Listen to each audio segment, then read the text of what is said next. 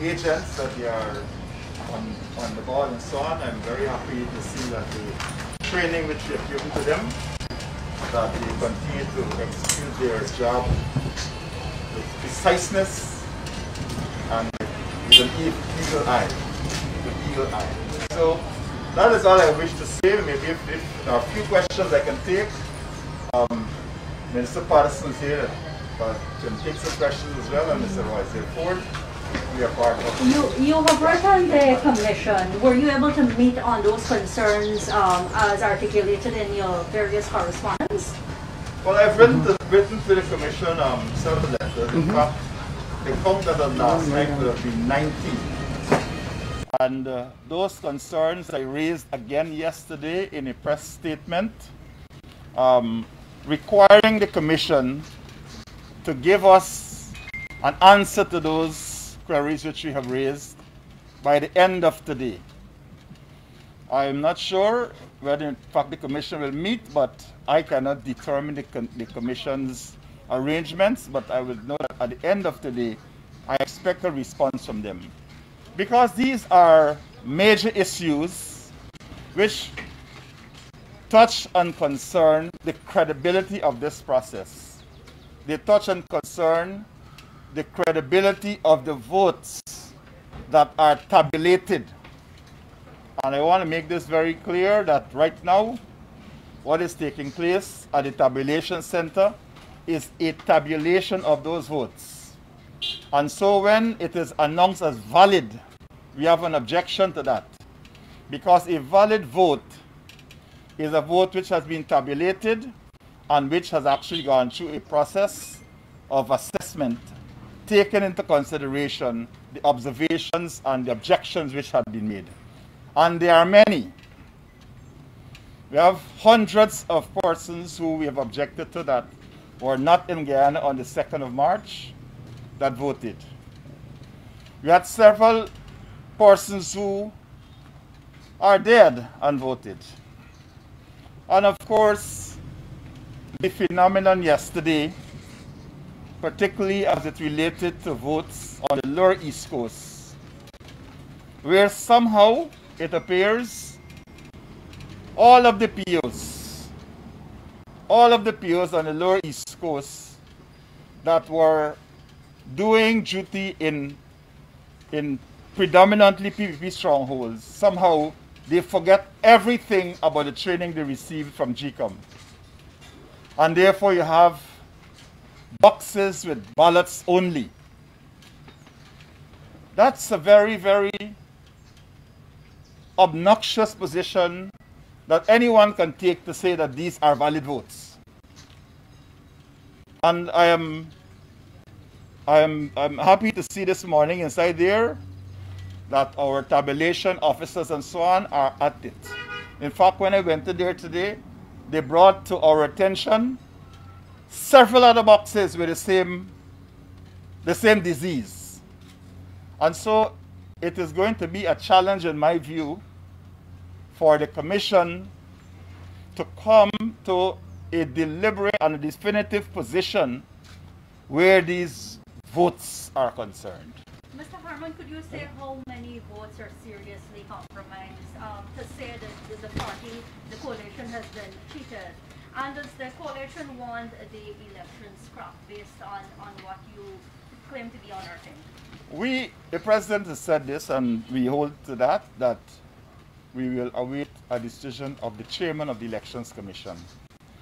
It was our responsibility as a stakeholder in this process to put to the commission all of the defects that we have seen amounting to what we deem to be electoral fraud. And so there are many of them.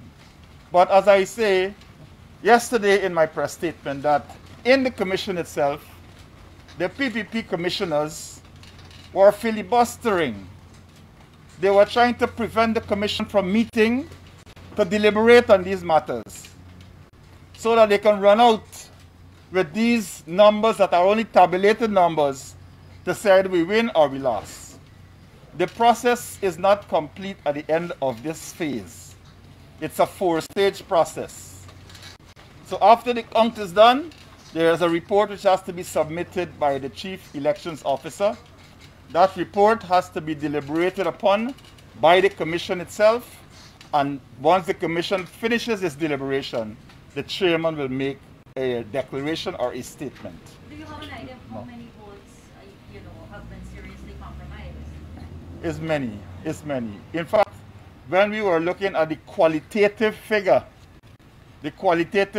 of the total amount of the number of cases that we've highlighted, you're talking close to 90,000 votes. That is what we are saying. Close to 90,000 votes would have been infected by that. But let me say further that yesterday I asked the Elections Commission to respond to concerns which were raised by us and that affect all of Guyana concerning these persons who are overseas have voted, the dead voters, the disciplined services votes which they haven't told us anything about. And I said that we have to get a response from the Commission by the end of today. As you well know, this phase of the exercise will come to an end very shortly. And so we must have a clear position from the Commission on that particular issue. Now, having said that, Mr. Nandalal, the man who said fraud is fraud, has now written the Commissioner of Police complaining that I have issued a threat. So I wanted to know who retained him to write that letter. I suppose it's the PPP.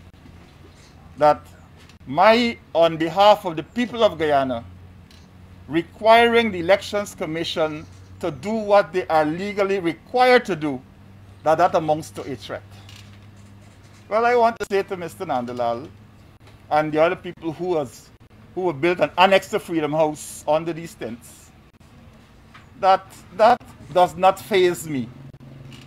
I will continue to press for the right and for the justice of the Guyanese people to ensure that their votes are properly counted, that they're properly validated, and that whatever comes out of this process represents the will of the Guyanese people expressed on the 2nd of March 2020. Mr. Harmon, if GECOM doesn't respond by the end of the day, what's the next move? And secondly, would you caution your party supporters to be wary when making pronouncements, because already on social media we see some persons, even city councillors, congratulating the president on victory. So would you caution them to await the outcome? Well, that is not something that I can speak to. I mean, the social media is a place where you have the formal media, you have the social media, you have the fake news media, all sorts of media out there.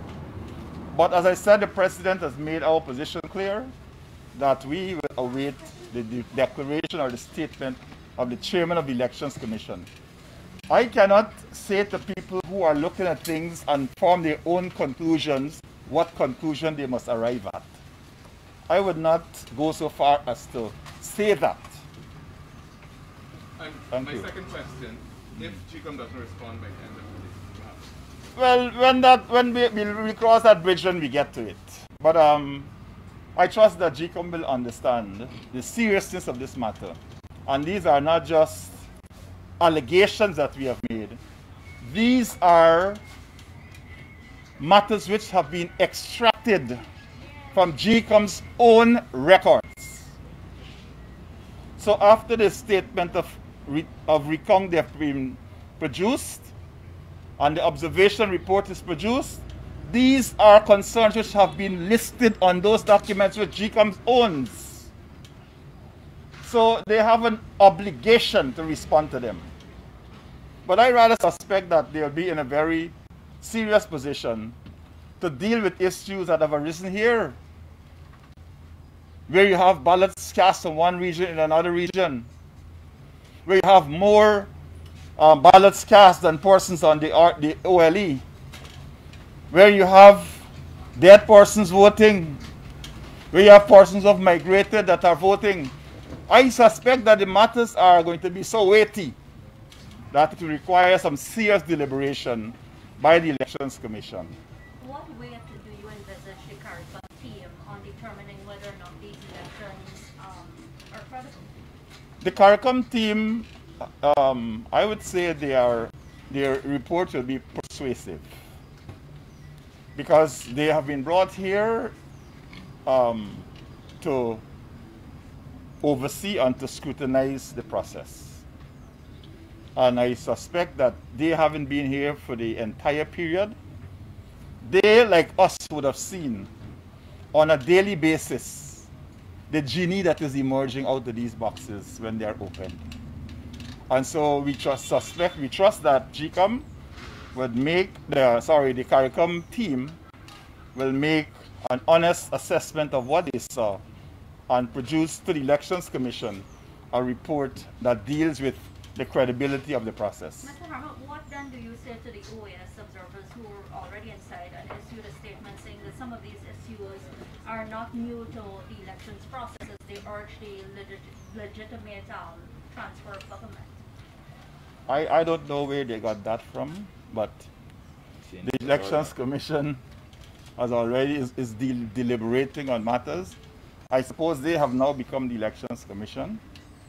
But what I can say to you is that we recognize the Elections Commission as being the competent authority. We recognize the CARICOM mission that is here as a credible interlocutor in the affairs of Guyana, and therefore we will rely on those processes. Other persons who are sitting on the outskirts, observing things and making declarations, even while the process is still going on. If you go into the tabulation room there now, there are a whole host of matters which have to do with the validity of the vote. A whole host of matters. And so to preempt the Elections Commission, preempt a ruling of the chairman of the Elections Commission, is in my view stepping beyond just international relations and is stepping into the bounds, in my view, of interference. A declaration has to be made. More than one person, including commissioners of GECOM, have said that. What would satisfy the coalition with a declaration? What are some of the things that would satisfy? We want the chairman of the Elections Commission to make an honest declaration of what is before her. We are not going to say what it is we want and what it is we don't want. What will emerge from the evidence that came from the recount must be the factors which the chairman must take into consideration in making our determination. So that would be all for me. I don't know if my colleagues want to say anything else, but thank you very much. That's it. Before you go, Mr. Harmon, the coalition had given a list to GECOM, which the police commissioner has responded to. Several persons have come forward to say that they were in the country. What do you make of these claims? Well, if you have a list that has over 200 and 2 or 3 persons come up to say, well, I was there. There wasn't 2 or 3 persons, Mr. Harmon. There were more than 20. Do you have a list? How many you're talking I don't about? have a list, but Well, what I would say to you is that if in fact people are saying that they were here, then they should go to the police to have the records corrected. They should go to the police to have that record corrected, because the Immigration Department is the competent authority with respect to any persons entering or leaving Guyana. So if the immigration records show that you are not here, you should go there and correct it. Thank you very much. Mr. Patterson, if I can ask you quickly, do you have an update on the Eastern Airlines flight for tomorrow? Well, yes, I can't be definitive. I was just told, as I was walking, I was told that it was scheduled to come tomorrow. However, most of the incoming passengers were getting issues with the PCR tests, which they are required to give. Some they would have uploaded it onto the Ministry of Foreign Affairs website. Some of them were illegible, sorry. And so we trying to see if we can still have the flight come. Because we want everybody to have the opportunity, but we don't want anyone coming without the PCR test.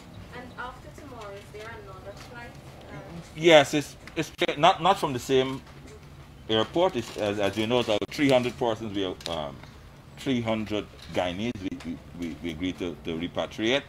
So there will be a flight from. We worked on a flight from New York. There will be a flight from Barbados. There will be one from Trinidad. Yeah.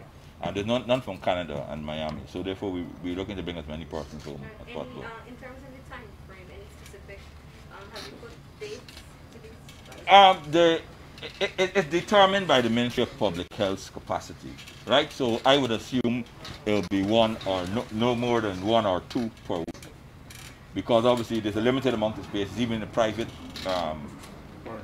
the quarantine facilities. So obviously we want to ensure that should there be a large amount of persons who want to go into the public and free facilities, we have space enough. So no more than 1 or 2 per week, but we get everybody home in time. In terms of the persons who are eligible at this time, is there any way that the government might be supporting them? Sorry, that. The persons that can't come right now, is there any... Yes, this is the first cohort. So we set out the person that will be repatriated now, or persons who registered with the Foreign Agency, Foreign Affairs on or before May the 21st, 2020. So obviously if anybody, and we set out these people here, we're going to bring home. So what do we expect is people to continuously register, and then when we reach a certain critical mass, we bring them back in. So it's a continuous process. So this is just the first batch we're bringing out. So I would urge everybody to contact the embassy, the consulate in your area. If you go on the Ministry of Foreign Affairs website, their numbers there, their WhatsApp, their email addresses, and just register so that we know you're there, so that we can communicate with you, tell you what's the requirement. There's a form you have to fill online, fill that up, and then obviously when that reaches a critical mass, when I say critical mass, from North America, Jamaica, Cuba, and those places, those are what we call medium haul flights, 4 hours or more. So the size of the plane is the determinant. So therefore, obviously, an Eastern airline or a Caribbean airline takes 160 passengers. So when it reaches that sort of number, when you have that sort of number, we will put on another flight. Persons have to pay. So if it's too few persons, if the plane is 160 and only 60, I mean, they have to share that cost. So we want to ensure that it's all of them. Thank you. Thank you very much.